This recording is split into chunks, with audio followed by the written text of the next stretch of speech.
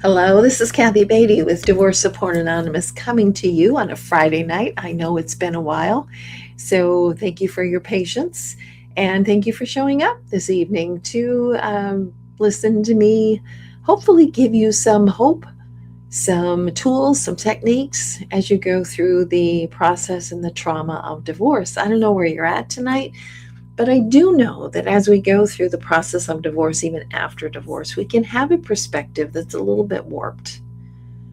And it's not really the truth. So I want just tonight just to give you a few pointers. First of all, I want to mention that my next group is July 16th. That's coming up next week. And if you have not gone through my group, I would highly recommend, because it is a safe space in which you can process through your trauma. You can be with people who get you, who hear you, who understand you, and help your perspective. So let's talk just 3 points tonight. I have, as we go through divorce, our perspective tends to go toward negativity.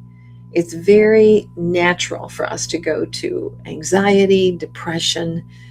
The world's out to get us. The world is bleak and miserable.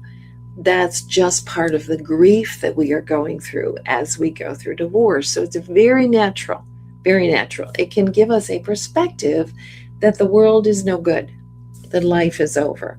That's not true. That's why you need a group. That's why you need other people speaking into your life about good things and about good hope, to give hope.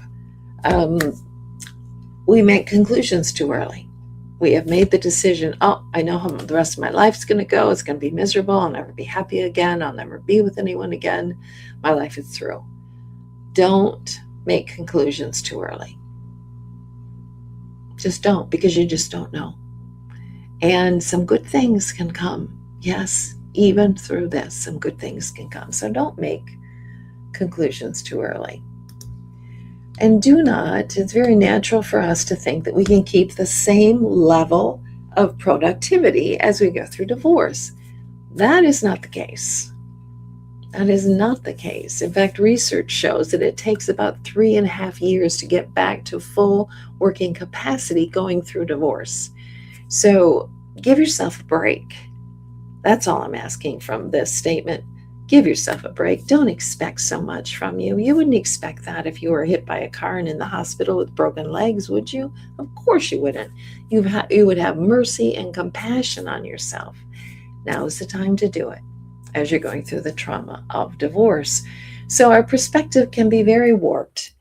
And I want you just to keep in mind that the thoughts in your head, which can be very dangerous to listen to if they are or don't have a good perspective. So be careful, be cautious, take care of yourself. Don't isolate. You need other people. You need to be talking. You need to be speaking. You need to get all of the trauma and grief that's inside of you needs to be witnessed. You need to express it, and it needs to be witnessed by someone. Don't think that you can do this all on your own. You can't. For your healing, it requires that someone witness you, that someone hears you, and someone sees you. That's why group is so very, very important. I love holding groups. I love how the people bond with each other. They support each other. In fact, I kind of sit back and watch them talk to each other and encourage each other. It's beautiful to watch how God works when people come together and form a community with a purpose of supporting and caring for each other. So, of course, I have some Bible verses here that I do want to share. I love the intimacy of God when we are going through tough times, and so intimate, in fact, that Psalms tells us, speaking, the you is God. You, God, keep track of all my sorrows. You have collected all of my tears in your bottle. What a thought, the tenderness of God as we go through this, that he is not blaming and shaming, but he is wanting to comfort us, and he's keeping track of us, all of the tears that we shed. Jeremiah 29:11. I know it may be a verse. It's quite common. You've heard it before, but really listen to it this time, because God has plans for you. He has a future and a hope for you. So put that verse on your in your car, on your refrigerator. Again, it may be one you've heard 100 times, but look at those words of future and hope that God has for you. And be seeking God. Be seeking who He is, because you need Him right now. And He is there to comfort you, to guide you, to give you wisdom, to give you discernment, all of that. And it's my prayer that He will lead you into my group, which is hybrid. If you're in, we do it in person as well in Grand Rapids, Michigan, or if you're hybrid, I have had people from different countries in the world, different time zones, lots of different time zones. In fact, recently I had one where we were having our group 6:30 Eastern Standard Time, and it was 9 o'clock or 8:30 in the morning. So I always said good morning to us and kind of like, huh? Threw us off. So this group is for you. And it's for you to help you form a better perspective about your life and your ability to get through this. Seek the Lord. The Lord is good to those whose hope is in Him, to the one who seeks Him. Seek God right now. And if you feel too ashamed because of what has happened, the things that have happened, that's just the devil trying to pull you away from God, because your comfort is in God. So don't isolate. Don't think you can do this on your own. Connect with a group, a support group, a therapist. Get all of those network of experts on your side, because you need them. Okay, the Lord is good. I did that one. To the one who seeks Him. Okay, quick run through.